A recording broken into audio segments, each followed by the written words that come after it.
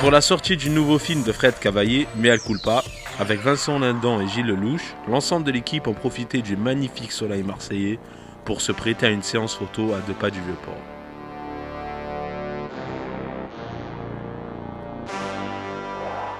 Une question pour Canal 9 TV.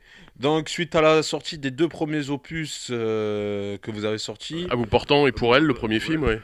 est-ce que donc il y a une suite Ouais, c'est ça, on peut parler de trilogie même, c'est-à-dire que je voulais faire la somme des 2 premiers films, c'est-à-dire l'action du second avec l'émotion du premier.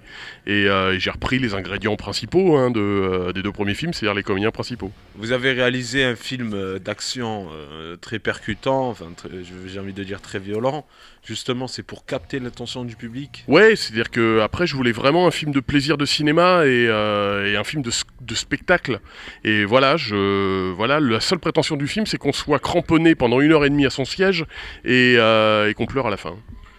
D'accord, mais alors le titre, vous l'avez choisi de manière intentionnelle? Oui, le titre est arrivé assez vite, c'est-à-dire c'est un film de rédemption et un film d'amitié. Et c'est un personnage qui a commis une faute irréparable et est-ce que ce qui va se passer dans le film va l'aider à réparer? Ça, je laisse le spectateur découvrir. Une question un peu philosophique, j'ai envie de dire. Est-ce que vous avez voulu mettre en exergue la violence et le bien, justement, le mal et le bien, par rapport au fait sociétal qui peut se passer justement Ouais, au quotidien? Bien sûr, mais vous savez, c'est le bien et le mal, c'est un ingrédient parfait pour toutes les histoires romanesques, les westerns, le Comte de Monte Cristo, c'est aussi ça. Moi, j'aime faire des films romanesques, c'est-à-dire un héros qui va devoir lutter contre le mal entre guillemets et en plus s'améliorer. Après, c'est du pur plaisir de cinéma. Hein. Toutes les histoires qu'on me raconte depuis que j'ai 7 ans, elles sont sur ces bases-là. Est-ce que par rapport à l'épilogue également du film Mea culpa, intentionnellement c'était un épilogue mémoralisatrice? Pas du tout, non. Non, il y a surtout pas moralisatrices, c'est-à-dire qu'il y a des moments dans la vie où des décisions qu'on prend qui nous entraînent vers des contrées qu'on n'avait pas soupçonnées. Et et surtout c'est une vraie histoire d'amitié. Et voilà, il n'y a pas une morale, hein, c'est ce serait même un film d'amour peut-être.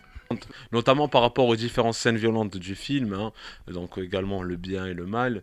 Est-ce que votre intention n'était pas de redonner un sens à la famille, tout simplement? Oui, après, vous savez, je fais des films où le personnage principal doit courir pour sauver ce qu'il a de plus cher, et souvent c'est soit son enfant, sa femme, l'être aimé absolu. Et après, c'est pas. Effectivement, c'est ancré en France dans une société qui a évolué et qui est peut-être beaucoup plus violente qu'avant. Après, quand je dis que je fais des westerns, c'est violent comme un western. C'est-à-dire, il y a le shérif qui représente le bien ou même les gentils contre les méchants. Après, c'est aussi naïf que ça. Mais c'est je vous dis, des histoires comme on nous en raconte depuis qu'on est petit. Est-ce que le bien va triompher du mal? On ne sait pas.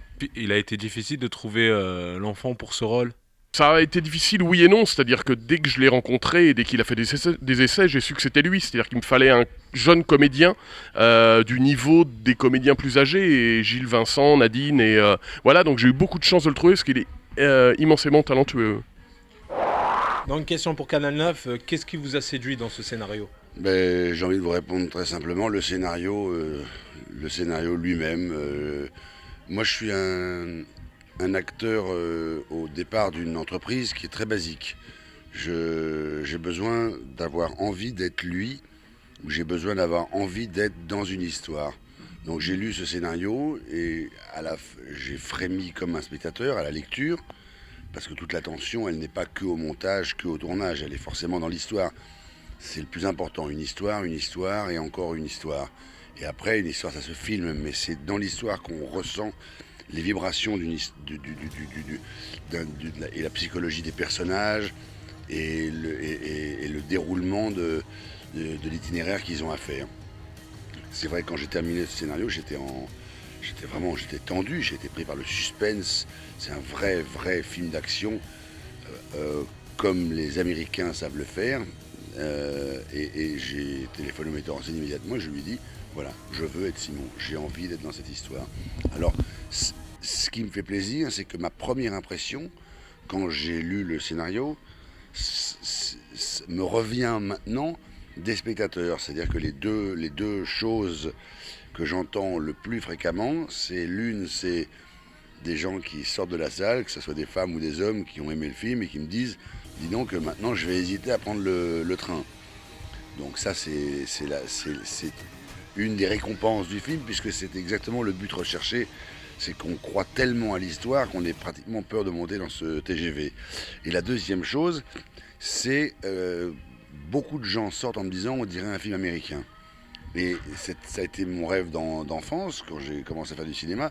J'avais envie, quand je voyais tous ces films avec ces acteurs que j'admire, chaque fois je me disais mais c'est parce qu'ils parlent anglais, ils ont de la chance. Quand est-ce que ça va nous arriver? Quand est-ce qu'on va avoir la chance de pouvoir faire un film comme ça?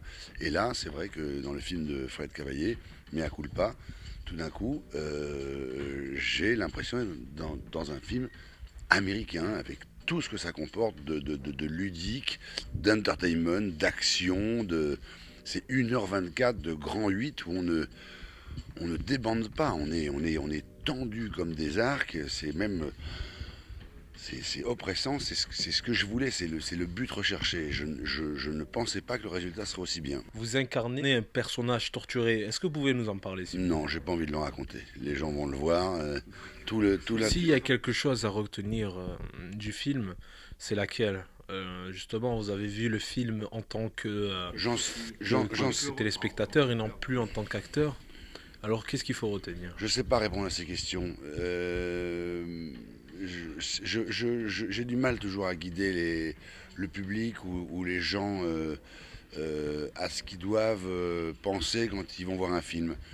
J'ai toujours envie de répondre, j'espère qu'ils vont prendre autant de plaisir à le voir que moi j'ai eu à le tourner, et j'espère qu'ils vont souffrir autant pour les personnages en regardant le film que j'ai souffert en le tournant, parce que ça a été très très très très fatigant, dynamique et évidemment passionnant, parce qu'il y a eu une grosse préparation physique, énormément de sport, énormément de cascades, toutes faites à 97% franchement par nous.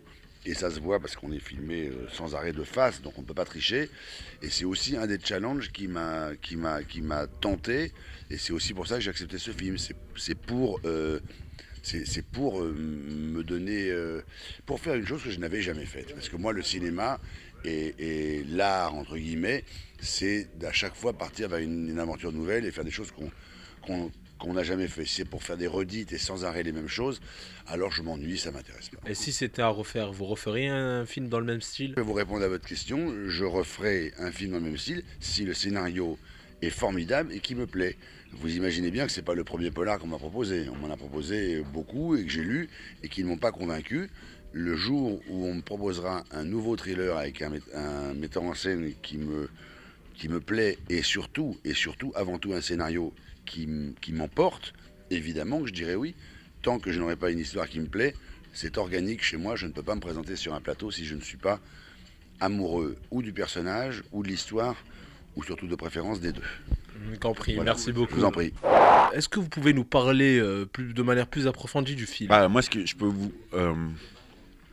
Je vais dire quelque chose sur le film que je dis avec beaucoup de modestie. Attention, parce que l'honneur ne m'en revient pas. L'honneur n'en revient pas non plus à Vincent Lindon. L'honneur en revient au réalisateur, Fred Cavaillé, qui avait fait Pour elle et À bout portant. Et on peut dire très sincèrement qu'il a réalisé ni plus ni moins le plus grand film d'action français qu'on ait jamais eu ici. Donc on a de la chance, on est dedans. Mais vraiment, c'est un film assez incroyable, assez épatant. C'est une sorte de tour de grand 8. Moi, j'aurais adoré qu'on puisse mettre une caméra comme la vôtre dans la salle pendant que les gens regardent le film, parce que c'est une expérience dingue. Ça hurle, ça crie, ça pleure, ça rit. C'est assez fou. C'est un grand film d'action. C'est votre première expérience dans un film d'action? Ouais. Bah oui, de toute façon, il n'y en a pas. Ah bon? Il n'y en a jamais. Il n'y en a pas. Donc Donc oui, c'est une première et c'est une grande expérience. J'avais flirté un peu avec cette idée-là dans À bout portant, mais voilà. Et si c'était à refaire, C'est pas un cinéma que je pourrais faire tous les 2 ans parce que c'est quand même épuisant physiquement. Et, et voilà. Et puis ce qui est intéressant, c'est aussi de se balader un peu dans tous les genres. Donc ça m'a beaucoup plu. J'en ferai pas tous les jours, voilà.